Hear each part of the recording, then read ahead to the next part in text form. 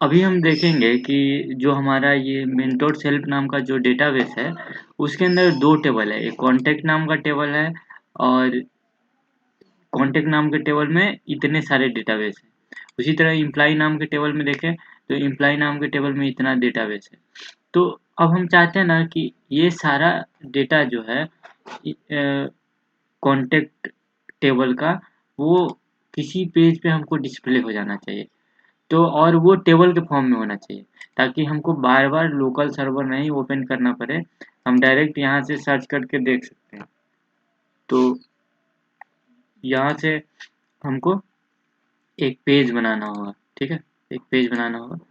तो हम सबसे पहले तो किस डेटाबेस में काम करना है, उसका नाम दे देते हैं। तो हमको मेंटोर सेल्फ वाले डेटाबेस में काम करना है। तो यहाँ से उस डेटाबेस का नाम ले लिए और ठीक है? और ये प्रिंट अंडरस्कोर आर जो है, ये फंक्शन क्या करता है कि एरे के फॉर्म में इंफॉर्मेशन रिटर्न करता है, ठीक है?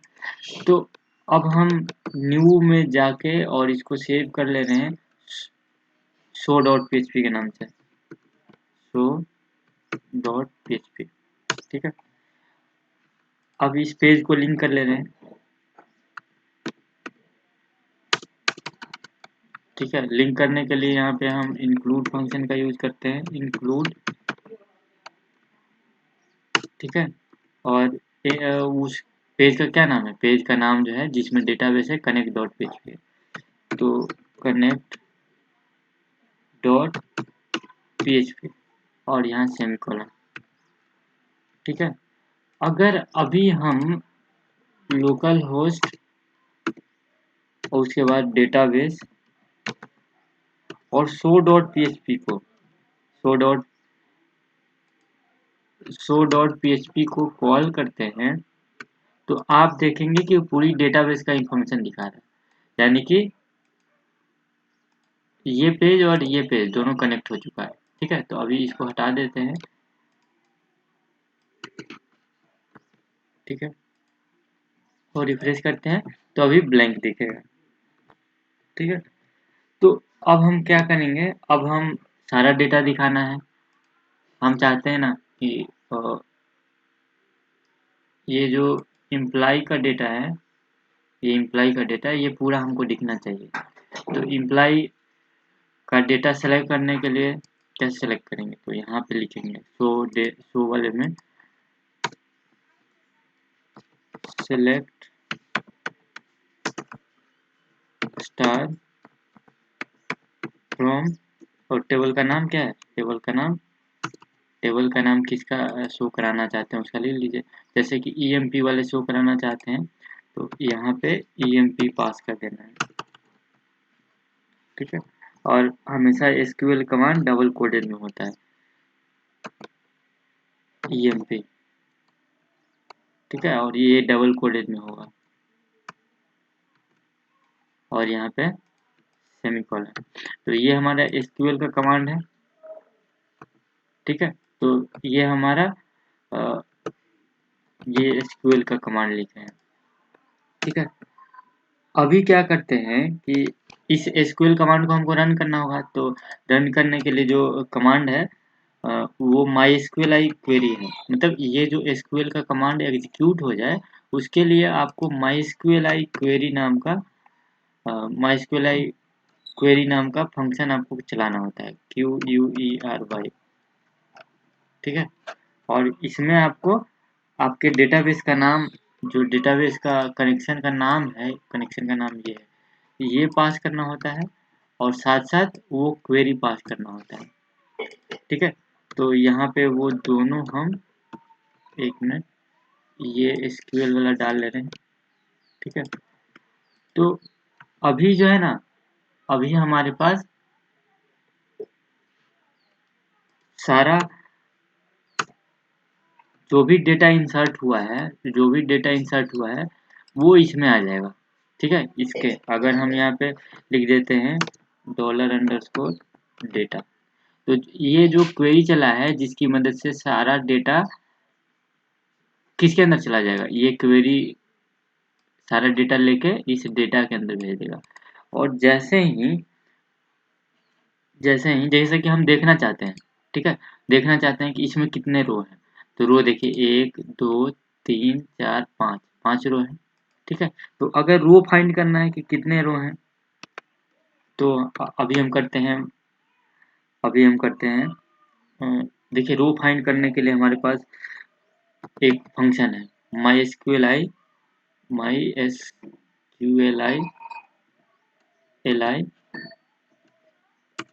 ठीक है, रो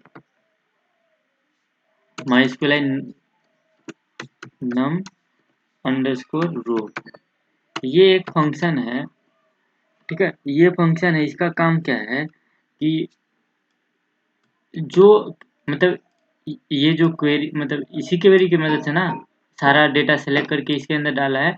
तो जितना भी डेटा है उसका कितना रो है, मतलब इसमें जो क्वेरी चला है इसी वाले में ना आया है। तो अब हम इस वाले कमांड से देख सकते हैं कि कितना डेटा है, ठीक है, कितना डेटा है। तो अ, इसको हम एक वेरिएबल में स्टोर कर लेते हैं।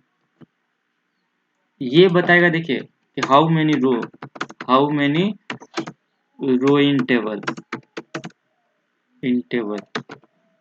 ठीक है, ये बताएगा। तो इसको रो वेरिएबल में स्टोर कर ले रहे हैं, आप नाम कुछ भी दे सकते हैं। जैसे ही अभी हम इसको इको करते हैं और इस रो को पास कर देते हैं, रो को यहाँ पे हम पास कर देते हैं, ठीक है। और ये PHP का सिंटैक्स डिलीट हो गया है, तो ये फिर लिख रहे हैं। और जैसे ही अभी हम इस वाले पेज को रिफ्रेश करेंगे तो ये हमको देखिए ये हमको एरर बता रहा है। एरर क्या है कि यहाँ पे आई छूट गया है, जो आई देना है, ठीक है, mysqli यहाँ पे आई देना था। तो अभी सही है। तो अभी यहाँ पे कितना रो है, 1 2 3 4 5 है ना। तो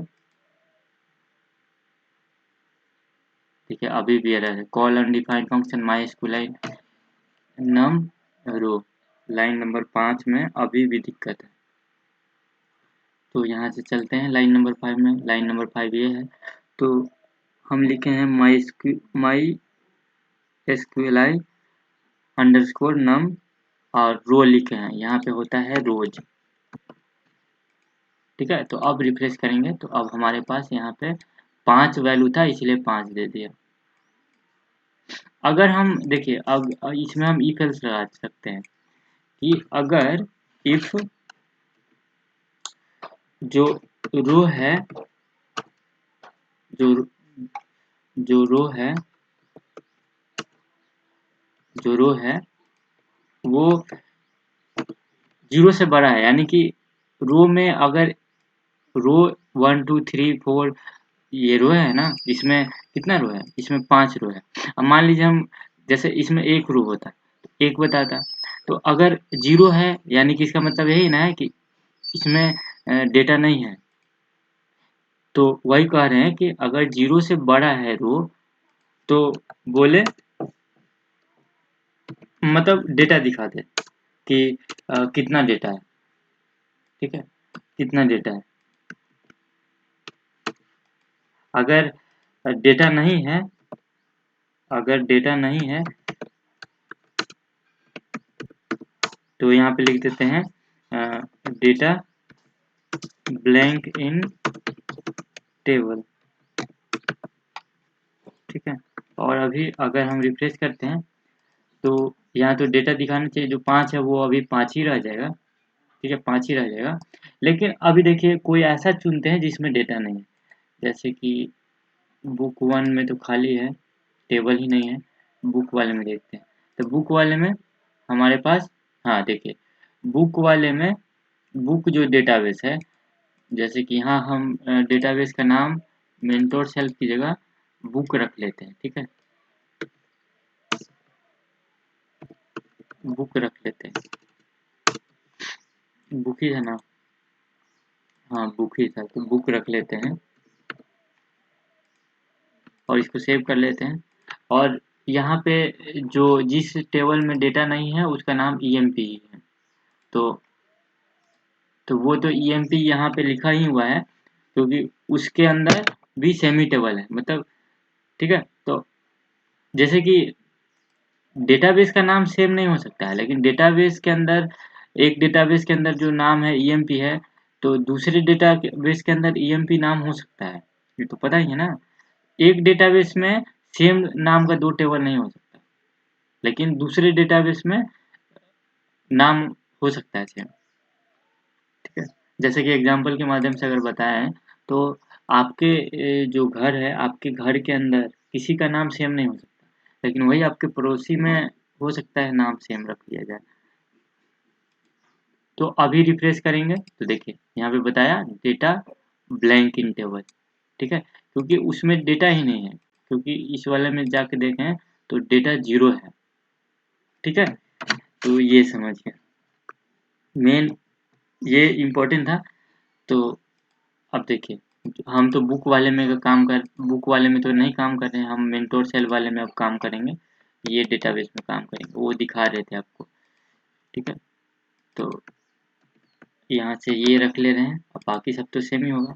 अब देखिए, अब हम चाहते हैं कि अगर डेटा है, अगर डेटा है, चलिए ठीक है, अगर डेटा है तो एक एक फंक्शन है, देखिए अगर आपको चाहिए कि इस ईएमपी में, ये जो ईएमपी टेबल है, इसमें चाहते हैं ना कि डेटा दिखे, तो देखने के लिए, डेटा देखने के लिए कौन कौन सा डेटा है, उसके लिए हमारे पास फंक्शन है mysqli अंडरस्कोर फैच एसोसिएशन, ठीक है। mysqli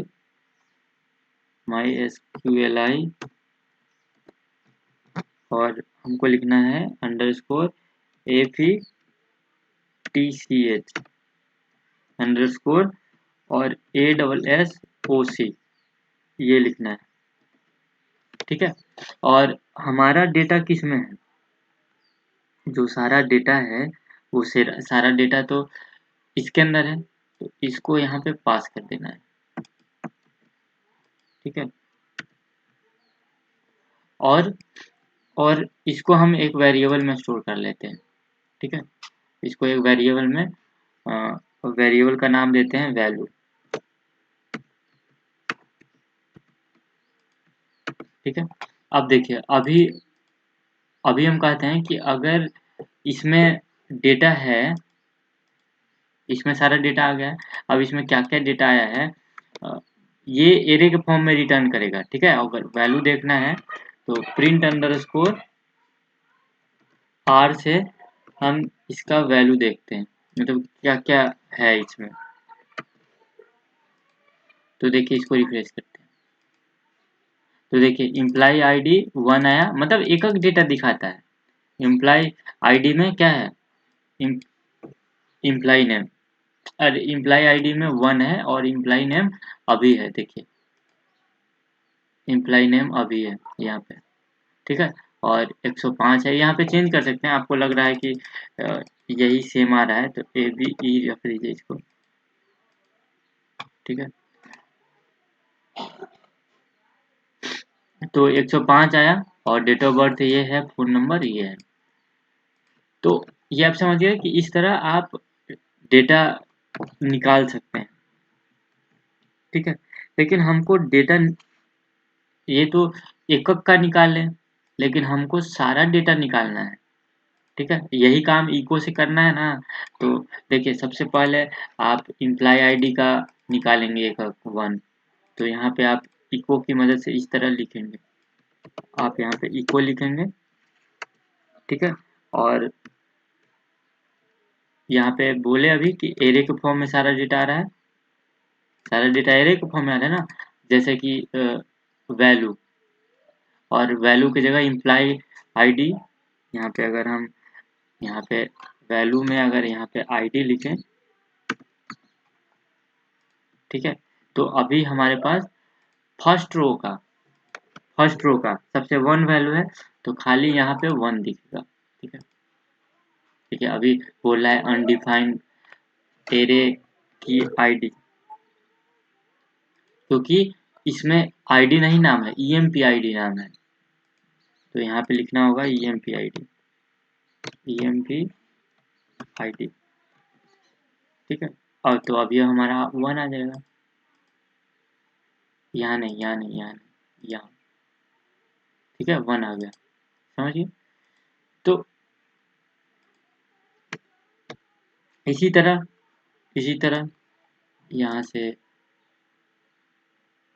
यहाँ से अब इम्प्लाई नेम देखना है, तो इम्प्लाई यहाँ पे नेम रख दीजिए। तो इम्प्लाई नेम में जो भी डेटा है वो इम्प्लाई नेम में क्या है, अभी है। ये सिर्फ फर्स्ट रो का डेटा दिखा रहा है, देखिए अभी यहाँ आ जाएगा, देखिए अभी आ जाएगा। तो अगर हम लाइन बाय लाइन सारा डेटा देखना चाहते हैं तो क्या करेंगे, यहाँ पे डॉट लगा के सेम, ये कैनकेडिनेट डॉट से होता है। यहाँ पे इम्प्लाई आईडी था तो यहाँ पे आईडी कर दीजिए, यहाँ पे आईडी, यहाँ पे इम्प्लाई नेम है तो इम्प्लाई नेम, और यहाँ पे डॉट लगाना है डॉट लगा सकते हैं। और इम्प्लाई नेम के बाद क्या है, इम्प्लाई नेम के बाद है एड्रेस, तो यहाँ पे ADDRES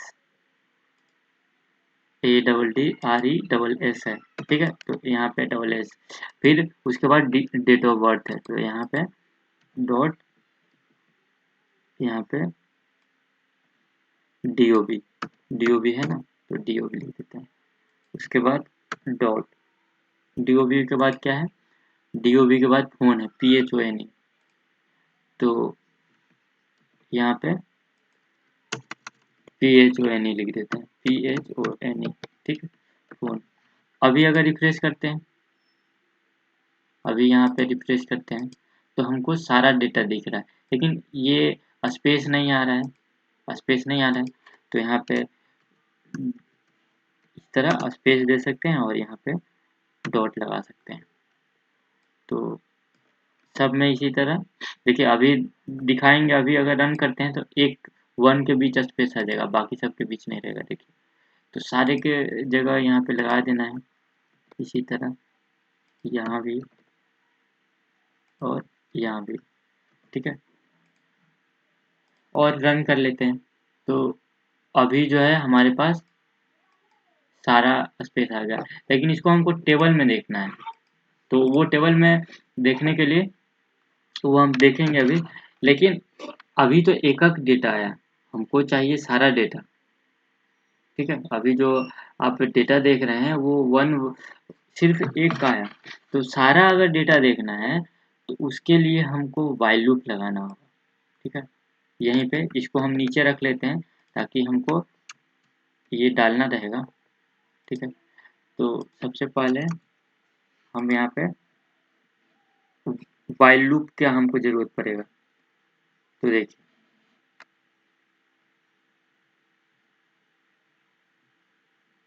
यहाँ पे हम लिखते हैं व्हाइल,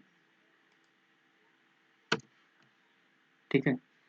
और व्हाइल में क्या करना है कि ये जो है MySQLite फैच यही ना डेटा सब ला रहा है, तो इसको उठा के यहाँ पे डाल दीजिए, ठीक है। ये जो था ये चलेगा व्हाइल में, ये बार बार चलेगा यही, क्योंकि डेटा यही खोज के ला रहा है ना, तो हम बार बार इसी को चलाने वाले हैं। उसके बाद जो आपका वैल्यू है यहाँ से वो इको कर लीजिए, ठीक है। ये जो हमारा वैल्यू है वो आप इको कर लीजिए।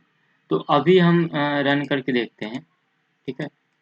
और ये जो कोड था ये व्हाइल के अंदर होगा,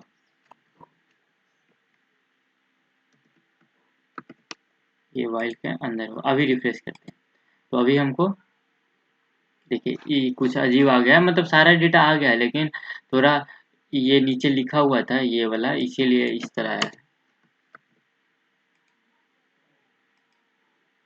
ठीक है। सारा डेटा आया लेकिन अच्छे से नहीं आया, इसको अच्छे से आना चाहिए था ना।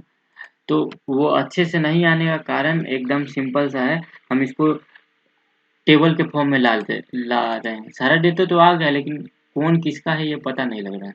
तो इसीलिए हम इसको सबसे पहले टेबल क्रिएट कर लेते हैं, ठीक है। तो इको में, ठीक है, यहाँ से हम टेबल टैग ले लेते हैं। इसके अंदर टेबल टैग ले लेते हैं और टेबल के अंदर रो होता है, तो टेबल रो, टेबल रो, और इसको टीआर को क्लोज कर रहे हैं, ठीक है। और फिर उसके बाद टेबल डेटा होता है टीडी,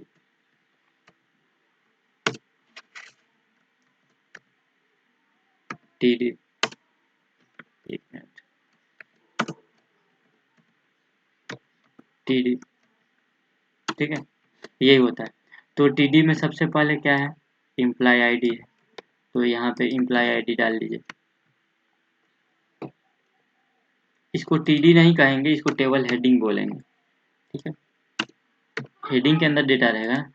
उसके बाद दूसरा हम यहाँ से, दूसरा हमारा डेटा क्या है, एम्प्लॉय नेम है, तो यहाँ पे एम्प्लॉय नेम। उसके बाद हमारा डेटा क्या है, एड्रेस है, तो फिर से इसको हम कॉपी कर लेते हैं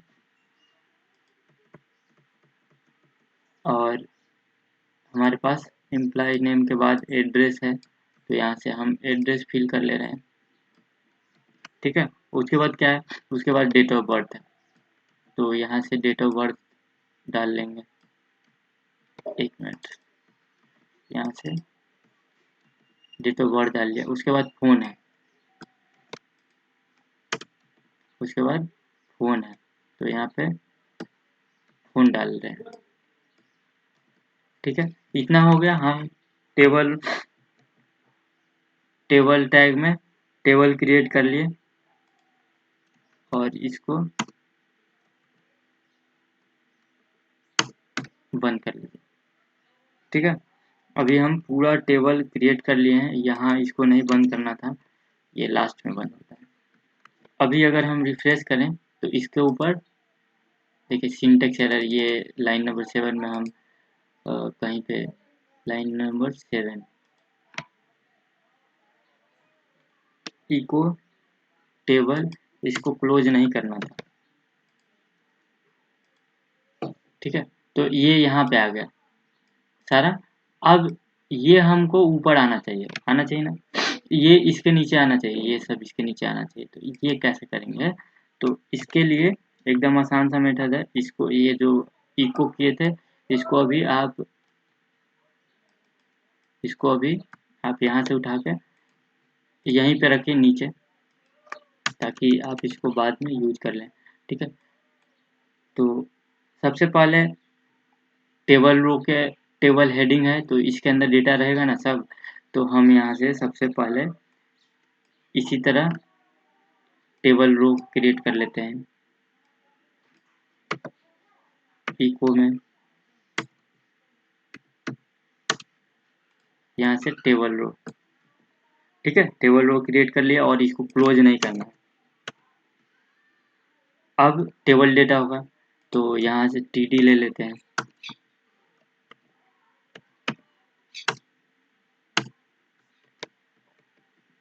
टीडी ले लेते हैं, ठीक है। और टीडी में क्या डालेंगे, टीडी में क्या डालेंगे, ये जो फर्स्ट है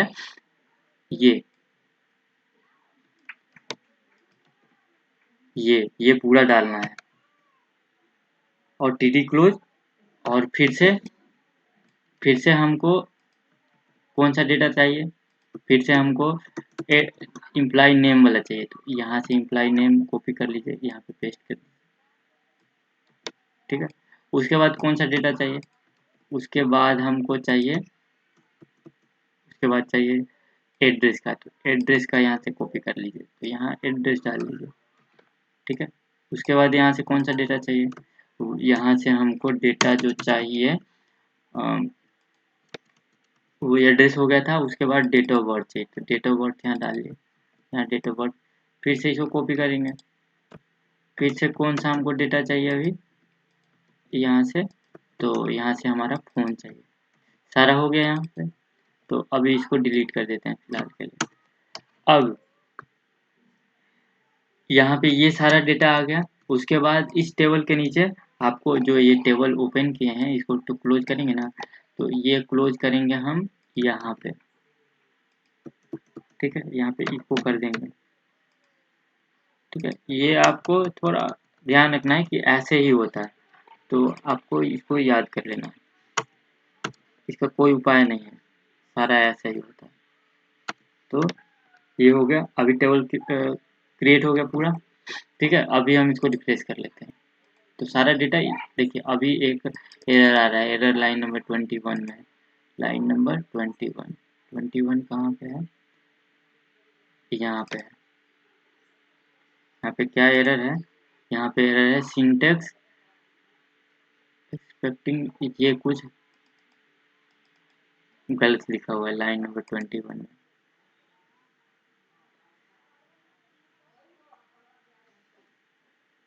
देखिए यहाँ ना ये छूट गया सब में,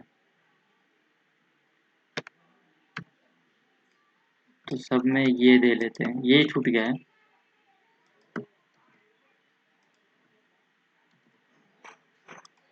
ये छूट गया है। और उसी तरह सब, ये मतलब सब डबल कोडेड के अंदर लिखना है।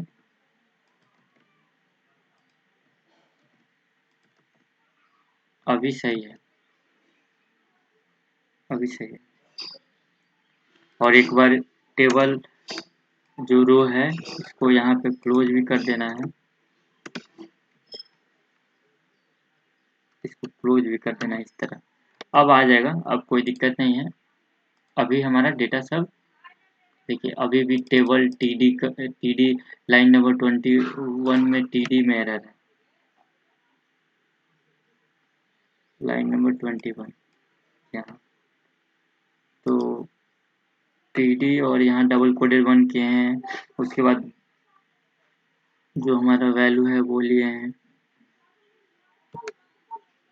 ठीक है।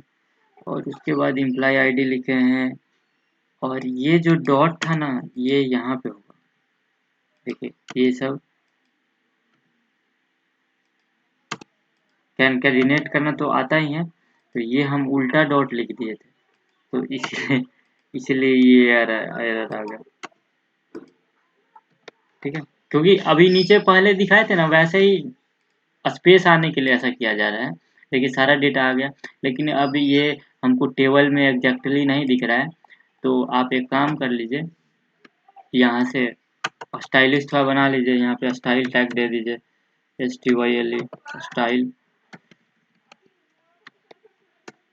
स्टाइल टैग यहाँ पे दे देना है। और इस स्टाइल टैग को नीचे क्लोज कर दीजिए यहाँ से, ठीक है। और अब देखिए इस टेबल वाले में हमको टेबल को बॉर्डर 1 पिक्सल सॉलिड देना है।